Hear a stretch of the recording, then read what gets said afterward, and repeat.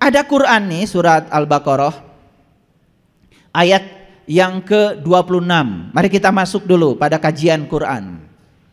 Sesungguhnya Allah tiada segan membuat perumpamaan berupa nyamuk atau yang lebih rendah dari itu. Adapun orang-orang yang beriman, maka mereka yakin bahwa perumpamaan itu benar dari Tuhan mereka.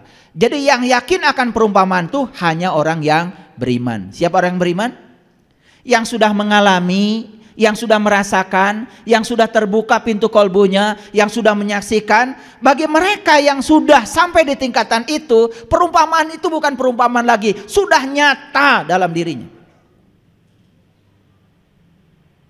Maka di Quran Allah berkata begini, ya. Sebelumnya aku berbicara kepadamu dengan perumpamaan, dan kini aku berbicara kamu dengan nyata, senyata-nyatanya. Bagi siapa itu? Bagi yang sudah mengalami Allah. Bukan si lokal lagi. Yuk baca lagi ayat ini, ya. Adapun orang-orang yang beriman, maka mereka yakin bahwa perumpamaan itu benar dari Tuhan mereka. Tetapi mereka yang tertutup, yang masih belum mengenal, yang masih belum merasakan, yang masih buta mata kolbunya, apa katanya? Mereka mengatakan, apakah maksud Allah menjadikan ini untuk perumpamaan? Dengan perumpamaan itu banyak orang yang disesatkannya, dan dengan perumpamaan itu juga banyak orang yang diberi petunjuk.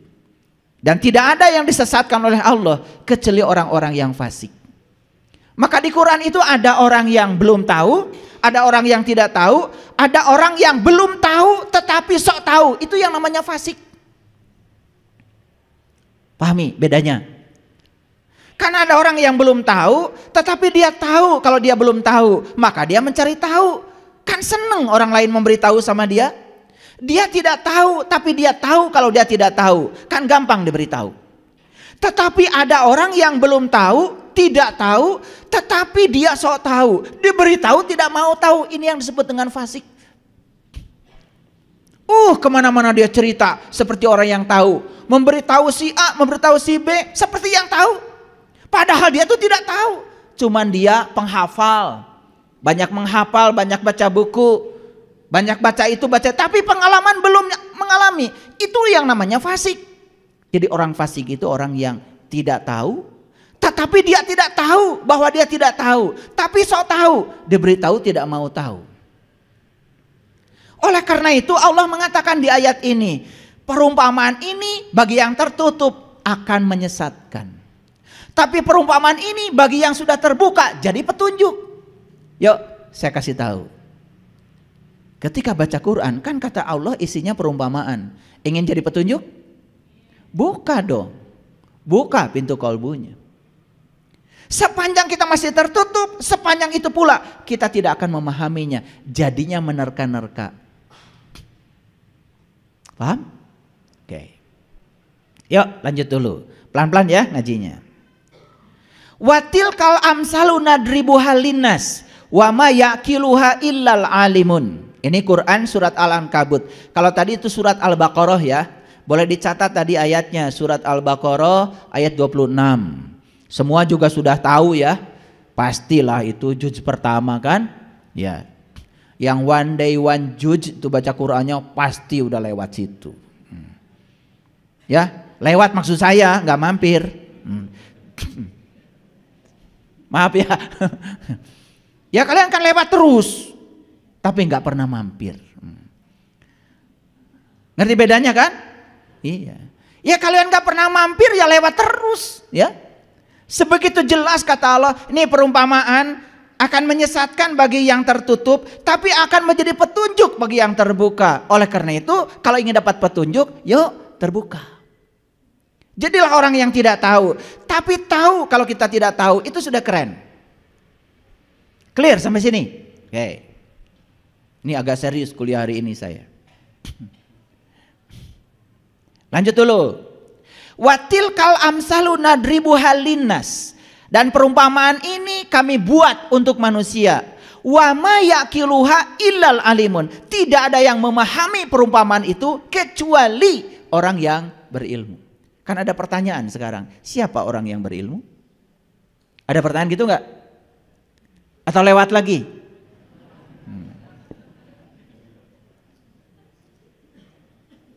Saya kalau baca apapun gak bisa otak saya itu lewat ya. Saya belajar fisika. Kalau ada sesuatu yang saya belum mengerti, saya tuh gak bisa tidur berhari-hari. Jadi saya bersyukur sama Allah dikasih kebiasaan yang semacam itu. Saya kalau belum bisa menjawab itu gak bisa tidur berhari-hari. Beda dengan mahasiswa saya. Begitu tidak mengerti malah tidur berhari-hari. Ini kata mahasiswa ya. Kalau saya tanya, gimana kalau kamu tidak mengerti? Wah, saya mah tidur Pak berhari-hari. Wah, beda dengan saya. Saya kalau tidak mengerti tidak bisa tidur berhari-hari. Jadi saya pernah tidak bisa tidur gara-gara apa? Gara-gara baca Quran surat Al-Waqiah yang dikatakan di situ, ketika nyawamu sampai di kerongkongan, saat itu seharusnya kamu melihat, aku lebih dekat kepada kamu. Tapi kebanyakan manusia tidak bisa melihat. Waduh, saya baca ayat itu gak bisa tidur. Saya takut mati. Saya takut mati dalam keadaan tidak bisa melihat. Itu aja. Maka timbul pertanyaan pada diri saya. Kalau saya harus melihat ya Allah, apa yang harus saya lihat? Kalau saya melihat ya Allah, dengan mata mana saya harus melihat? Kalau saya harus melihat ya Allah, turunkan orang yang bisa mengajarkan saya. Agar saat itu saya bisa melihat. Itu aja doa saya setiap hari pada Allah. Saya gak pernah minta rezeki, minta uang, gak pernah. Saya minta jalan saja agar saya bisa kenal sama dia. Karena para nabi, para rasul mengajarkannya begitu. Sampai pada Allah, mereka merasa cukup dengan Allah. Doanya sederhana, hasbi Allah, hasbi Allah.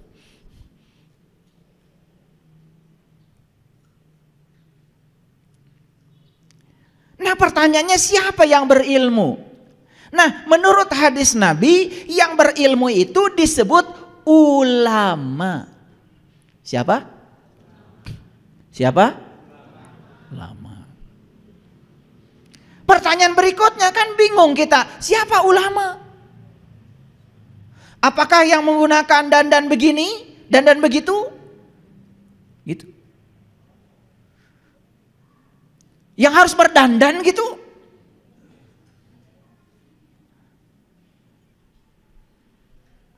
Kalau ulama itu cuma dandanan luar, sebumi ini bisa jadi ulama. Pergi ke pasar baru, 150.000 itu udah keren. Mau pakai baju apa?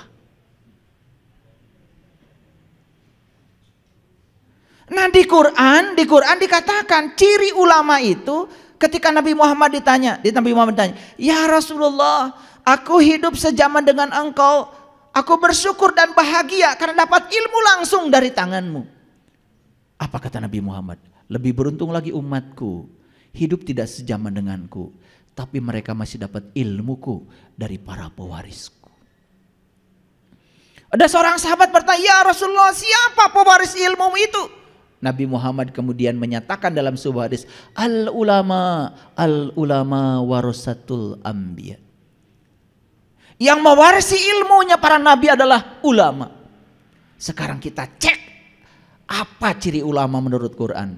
Itu jelas eksplisit dinyatakan dalam Quran surat Ali Imran ayat 49. Ciri ulama itu cuma 3. 1, bisa membantu untuk membuka mata kalbu yang tertutup menjadi terbuka. 2, ciri ulama itu mampu menyembuhkan penyakit kulit. Wal abroso kata bahasa Quran.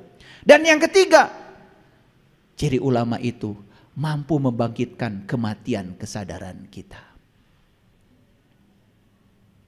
Ya cari aja yang kayak gitu.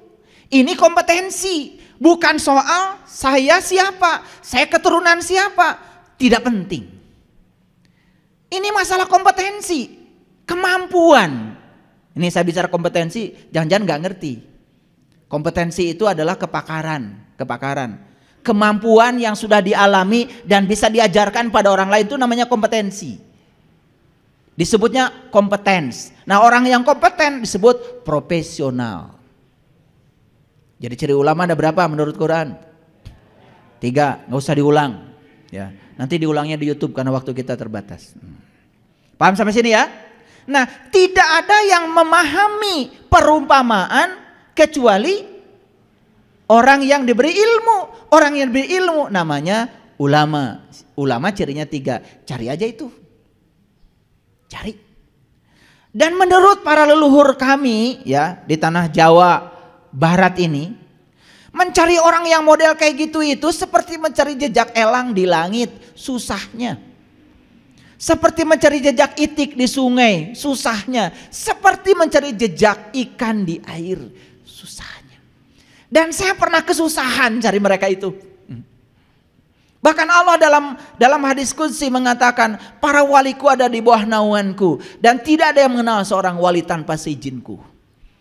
Tetapi Allah sudah berjanji, yahdillahu linurihi mayyasa. Aku akan menunjukkan kepada cahayaku siapa yang aku kehendaki. Siapa yang dikehendaki oleh yang punya kehendak. Kalau hari ini kalian punya kehendak, udah gak usah khawatir, dikehendaki oleh Allah.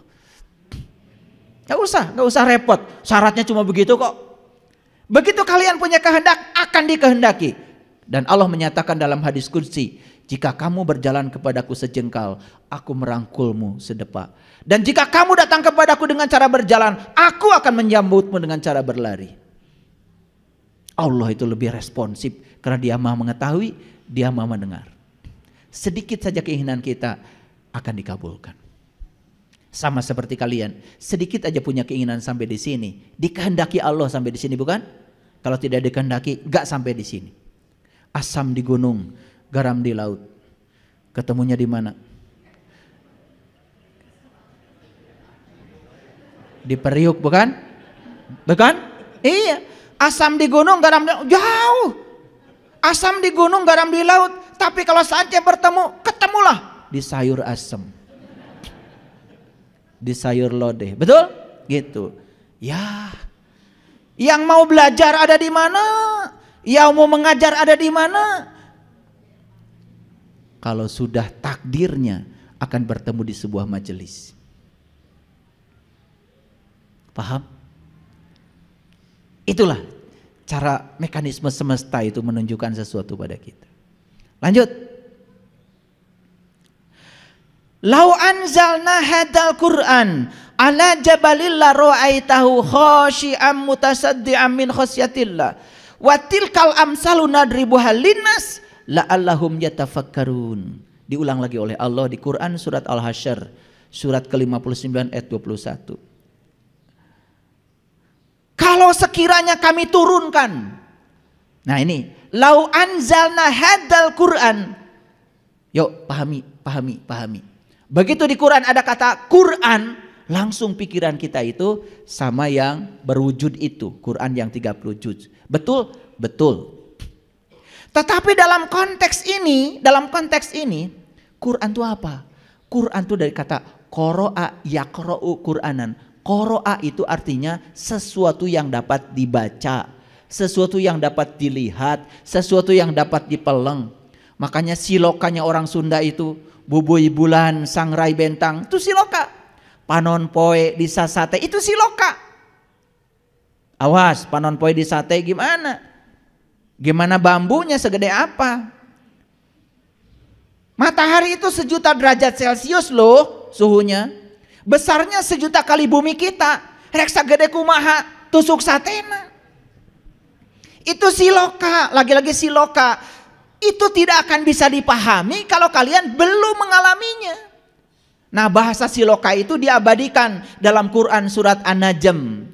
Ketika kamu bisa meniti ke dalam diri dan menyaksikan sang ilahi dalam dirimu, kamu tidak akan bisa berpaling darinya dan kamu tidak bisa melampauinya.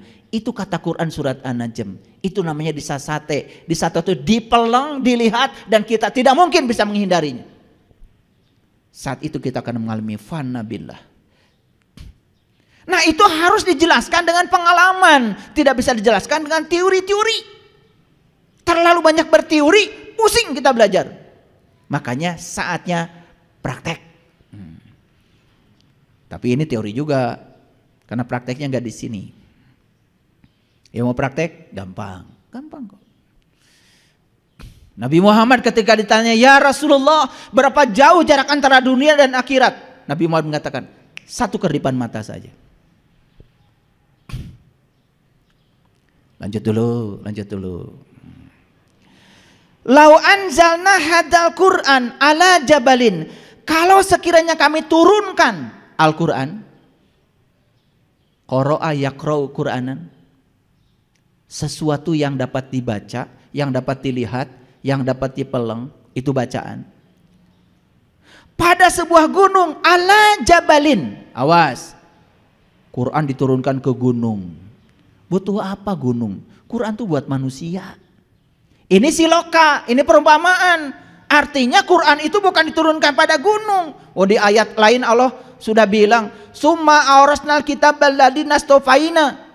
Faminhum dzalimun li nafsi, faminhum muqtasid, faminhum sabiqun bil khairat biiznillah. Manusia saja yang sudah diwariskan kitab sejati bisa terbagi menjadi 3, yang dolim, yang muqtasid, dan yang sungguh-sungguh melakukan kebenaran.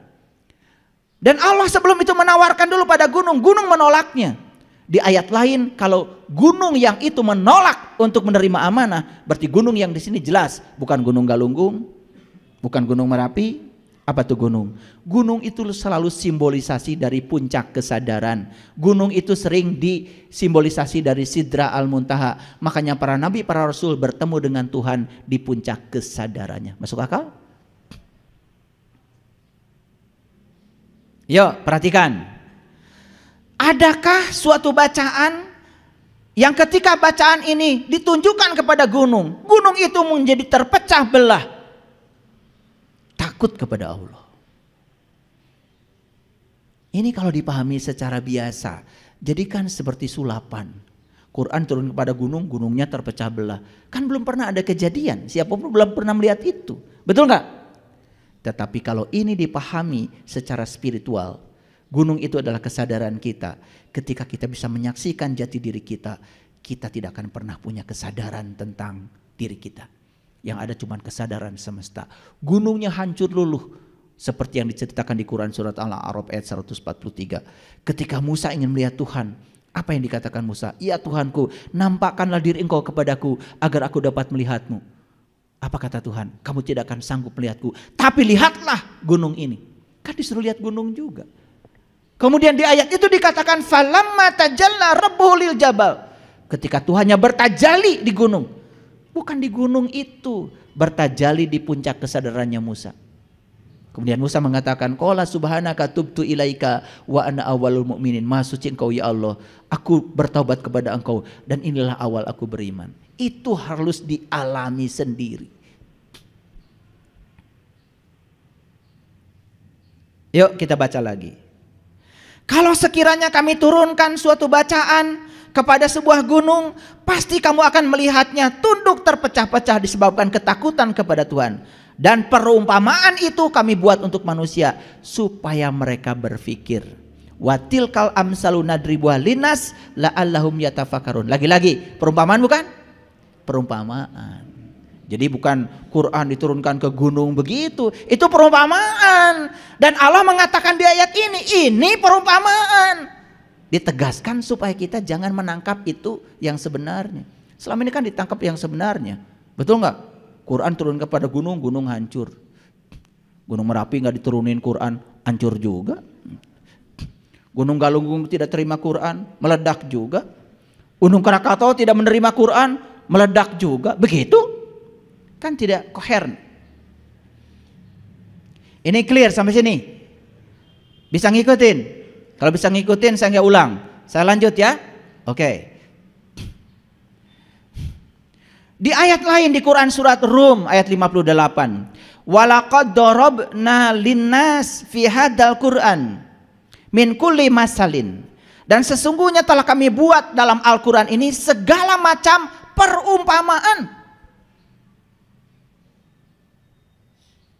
Coba kita menangkapnya selama ini gimana? Perumpamaan itu dianggap yang sebenarnya, tidak mengambil makna yang sebenarnya. Sedangkan Allah mengatakan walaqad darabna linnas fi hadzal Qur'an min kulli masalin. Dan sesungguhnya kami telah buat dalam Al-Qur'an ini segala macam perumpamaan untuk manusia. Dan sesungguhnya jika kamu membawa kepada mereka suatu tanda, pastilah orang-orang yang tertutup akan mengatakan kamu tidak lain hanyalah orang-orang yang membuat kepalsuan belaka. Dan kalau ini tanda ini yang sebenarnya, ini saya kasih tahu. Kalau diceritakan perumpamaan mereka senang. Tapi kalau diceritakan yang sebenarnya malah mereka mengatakan, wah ini tiada lain hanyalah membuat kepalsuan. Jadi sekarang ini lucu ya manusia. Kalau dikasih yang perumpamaan mau. Dikasih yang sebenarnya gak mau. Coba.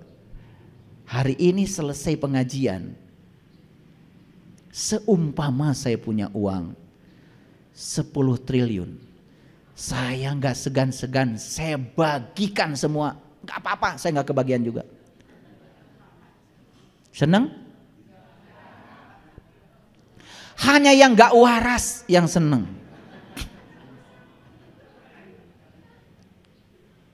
Pasti kalian nanya, kok dibagikan semua? Kalau saya gimana? Saya bikin umpama lagi, lebih besar lagi. Buat saya 100 triliun. Gampang kok. Giliran uang dikasih perumpamaan, kalian menolak. Tapi giliran keyakinan dikasih perumpamaan, nerima, kan lucu. Padahal Allah udah bilang, semua yang aku sampaikan dalam Al-Quran ini, walaqad dorobna linnas fi hadzal Quran min kulli masalin. Semua misal, semuanya umpama. Jadi ketika kita memahami Quran, patokannya tadi, supaya kita dapat petunjuk harus terbuka dulu. Karena kalau kita belum terbuka, kita tidak dapat petunjuknya. Malah kita jadi menafsirkan yang lain. Lanjut. Oke. Agak berat ya ngaji hari ini. Makanya saya bilang kalau mau datang hari Selasa, pagi-pagi minum air wortel. Nasi goreng setengah bola, repot. Ya, repot, nggak bisa. Udah gitu di atasnya masih gehu bala-bala.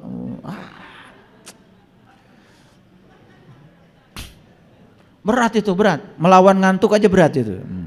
Nah, dan kalau kita berbicara ilmu dari sisi intuisi, sisi spiritual, seperti tadi disampaikan. Mau tidur saja Pak Sandi gak jadi tidur. Ada sesuatu yang membuat energi, membangunkan kesadaran kita. Oleh karena itu, kalau ada yang ngantuk di majelis ini, wah itu sudah sangat berbahaya. Lampu merah mendekati mati itu. Bukan lampu kuning itu. Kalau lampu kuning masih ada tanda-tanda kehidupan. Baik, kita lihat lanjutannya. Ini Al-Kahfi surat ke-18 ayat 54. Walaqad syarabna fi hadzal Qur'an linnas min kulli masalin. Ulangan yang tadi lagi. Dan sesungguhnya kami telah mengulang-ulang bagi manusia dalam Al-Quran ini bermacam-macam perumpamaan. Kemudian wakanal insan aksaro syai'in jadala. Dan manusia adalah makhluk yang paling banyak membantah. Jadala, jidal itu berdebat. Makanya lucu kadang-kadang ya, keyakinan diperdebatkan. Jadikan benar salah, betul nggak? Yang ini bawa dalil sebanyak-banyaknya, yang ini nggak punya dalil. Seakan-akan yang dalilnya banyak benar. Padahal belum mengalami, cuman kalah aja dalam debat. Jadalah itu jidal itu debat. Jadi lucu. Keyakinan itu jangan diperdebatkan. Cari cara supaya kamu yakin. Kumaha carana? Bukan berdebat. Berdebat itu omong kosong. Makanya semua perdebatan tentang keyakinan ujung-ujungnya benar salah dan mengeraskan hati. Betul? Yang merasa ilmunya banyak merasa menang, yang tidak punya ilmunya merasa kalah. Begitu agama? Tidak. Saya sudah bilang kemarin, kebenaran itu tidak rumit. Kebenaran itu sederhana. Yang rumit pasti bukan kebenaran. Ada yang tanya sama saya, orang yang mati itu sekarang ada di mana Pak? Apanya? Jiwanya di mana? Ya di sini. Wah. Lu kan waktu mati dia menghembuskan napas terakhir kemana? Kan ke sini. Terus jawaban saya gimana? Oh iya ya Pak ya, sesederhana itu. Iya, terus kenapa? Karena otaknya udah ruwet. Betul nggak? Iya, saya ditanya, Pak, kalau orang yang sudah meninggal, di mana sekarang? Ya di sini. Loh, kenapa? Lo waktu menghembuskan napas terakhir kemana? Kan napas itu diambil dari sini, masuk, keluar kemana? Ke sini. Nah, orang mati itu kan menghembuskan napas terakhir, napasnya ke sini, nggak balik lagi, gitu aja kok, sederhana. Di mana? Ya di sini. Terus jawaban saya harus gimana tuh? Lalu saya bilang, sok atuh bantuan saya, kudu kumaha, saya nggak jawab. Nah, lalu saya jelaskan, ini akan tetap ada dan abadi. Semua benda-benda yang ada di sini datang dan pergi. Betul apa tidak? Bumi nanti akan pergi, tapi ini tetap. Matahari akan habis, ini tetap. Kemanapun kalian pergi, kan kalian akan tinggal di sini. Kartos itu, gitu. Kebenaran yang begitu sederhana menjadi ruwet. Betul nggak? Saya juga bingung. Banyak yang belajar sama saya, dikasih yang sederhana nolak, dikasih yang susah lari. Hayang naku mah ari eta.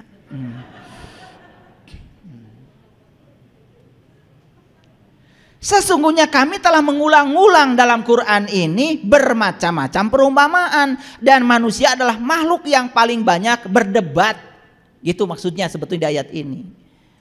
Ini yang dipakai bahasanya aksaro. Aksaro itu bukan sedikit loh. Kasiro itu di atas 75%. Kasiro kebalikan dari kata kolil. Kalau kolil itu sedikit sekali, kalau kasiro banyak sekali. Kebanyakan manusia sukanya berdebat. Ya kalian kan model-modelnya begitu. Bikin seminar, debat. Debat spiritual, tong datang.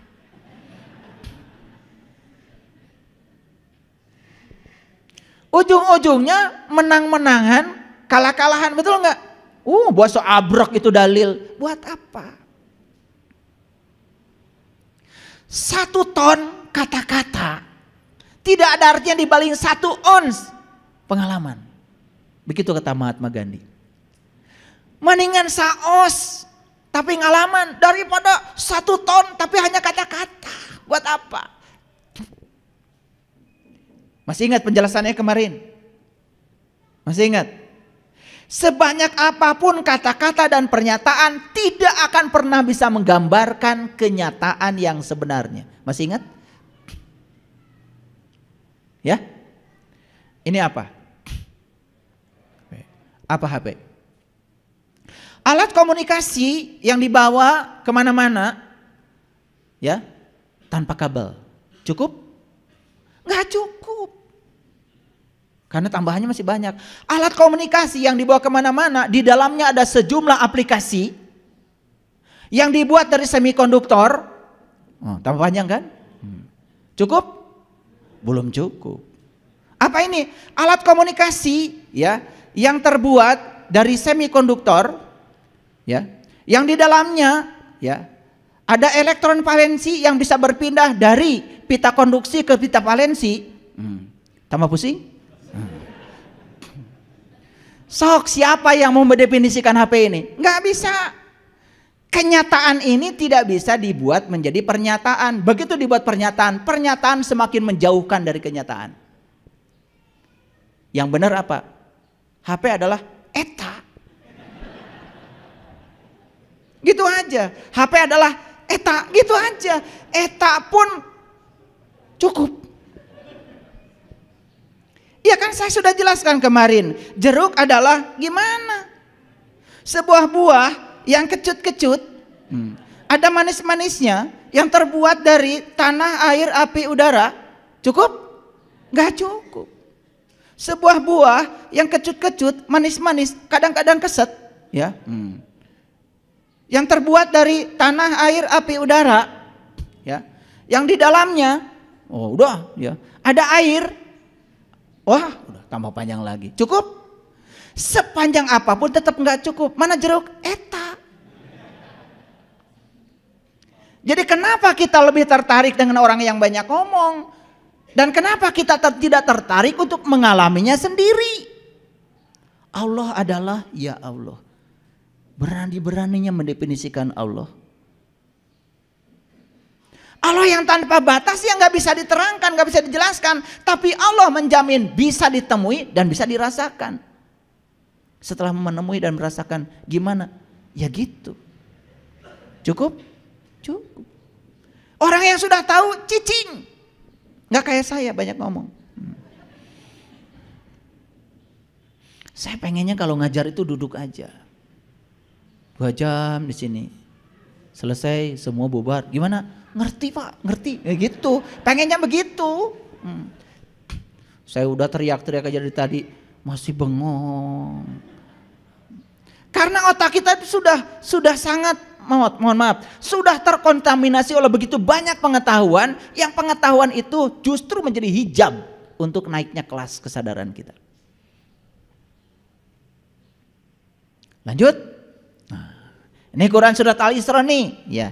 Walaqad sarafna linnas fi hadzal Qur'an min kulli masalin. Diulang lagi.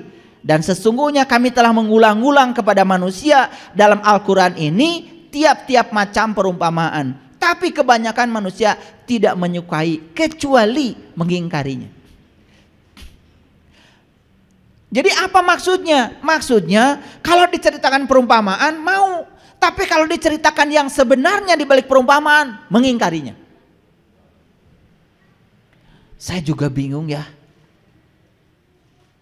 Saya mengajar dari tahun berapa ya? Tahun 97 saya ngajar Ma'rifatullah itu. Sedikit sekali orang yang mau menerima kebenaran itu. Lebih banyak yang menolaknya. Tapi kalau dikasih yang perumpamaan, pada setuju. Oh nanti itu bakal begini. Oh ya, seneng. Tapi kalau saya bawa ke sini saat ini sekarang bukan nanti, mengalami langsung, menolak.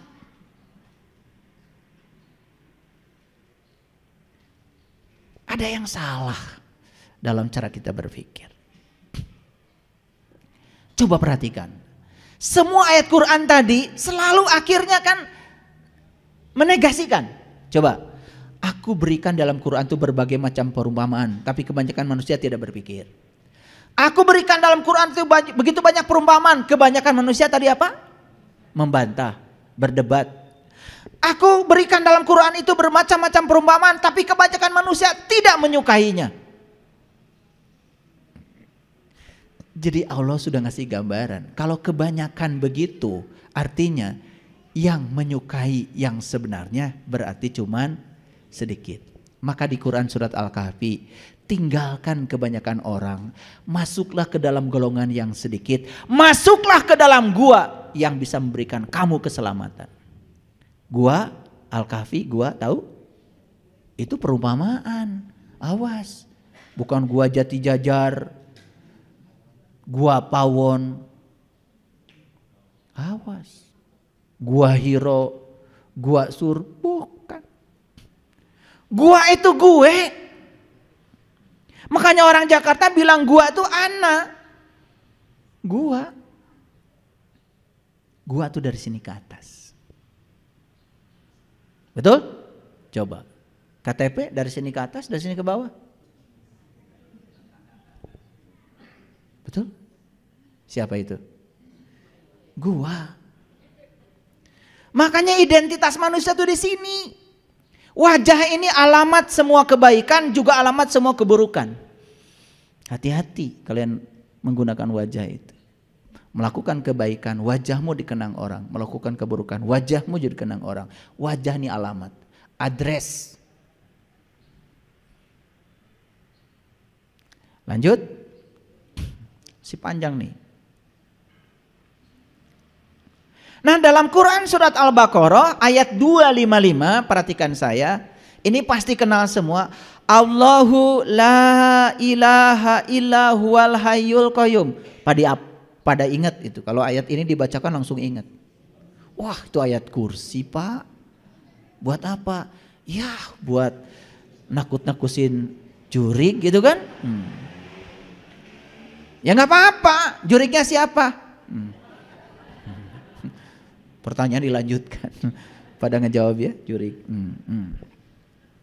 Allahu Allah, la ilaha, tidak ada dia, illa, kecuali dia, hayyu, yang selalu hidup, qayyum, dan selalu terjaga. Maaf ya, saya menggunakan bahasa leksikal, bahasa kamus biar mengerti ya. Allah, tidak ada Tuhan selain dia yang maha hidup, hayyu, qayyum, yang maha terjaga. Qayyum, qiyam itu maha berdiri sebetulnya. Jadi maha terjaga. Siapa yang dalam diri kita selalu hidup? Nafas. Siapa yang dalam diri kita selalu terjaga? Nafas. Betul? Kalian tidur pun nafas gak ikut tidur. Betul?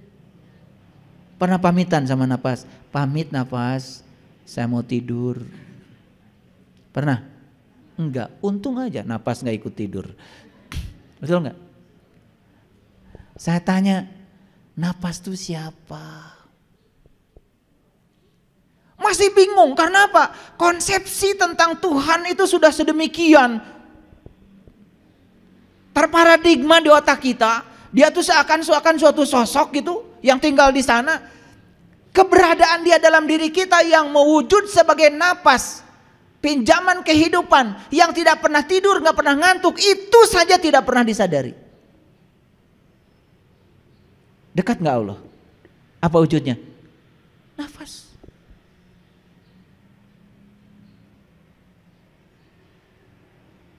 Orang melakukan kebaikan bernapas, orang melakukan keburukan bernafas. Allah ngikutin saja karena beliau itu adalah Rob, fasilitator. Terserah kamu. Karena di balik semua pilihan ada risikonya. Saya kasih tahu ya. Apa risiko yang paling besar dalam hidup ini? Apa? Apa? Silakan acungkan tangan. Apa risiko yang paling besar dalam hidup ini? Apa? Tertutup. Risiko yang paling besar dalam hidup ini adalah tidak mau ambil risiko.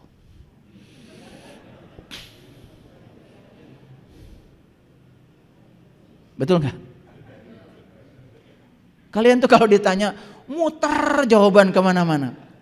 Risiko yang paling besar dalam hidup ini adalah tidak mau ambil risiko. Itu risiko yang paling besar.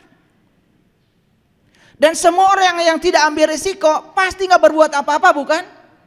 Mau dagang takut rugi, betul? Mau belajar takut pinter, betul nggak? Iya. Mau bisnis takut kaya, betul apa tidak? Iya. Mau ngaji takut sesat, belum ngerti udah menilai orang. Ya. Semua orang yang tidak mau mengambil risiko apapun, hidupnya tidak akan mengalami kemajuan.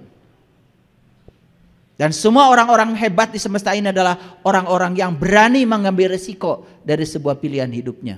Jadi kalau saya tanya, apa risiko yang paling besar dalam hidup? Tidak mau ambil risiko. Itu aja susah. Tertutup lagi jawabannya. Kalau jawaban tuh yang tuntas. Sekali menjawab langsung tuntas. Paham? Tidak menimbulkan perdebatan lagi.